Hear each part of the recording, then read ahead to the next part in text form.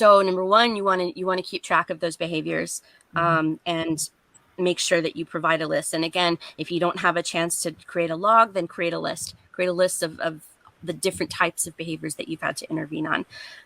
The second one is make sure the doctor knows about this stuff when they fill out the form.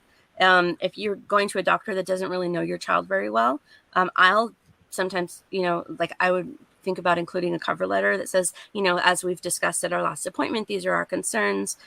These are the behaviors that we've had to intervene on. So just, keep that in mind when you're filling out the form. And the third one is what we talked about before, which is that to make sure that you're using language that describes your child's behavior appropriately. If your child is aggressive, then you can say aggressive. If they're intentionally trying to hurt people, you can say aggressive. But just think about the words aggressive and self-harm and what they mean, and think about the intent behind it.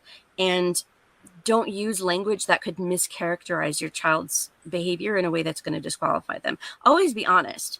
But think about whether the language you're using actually describes what your child's doing. If they're stimming and they're hitting their head, is that intentional self-harm, or is it stimming that could potentially cause harm? So just think about the language you're using and whether or not it's accurate.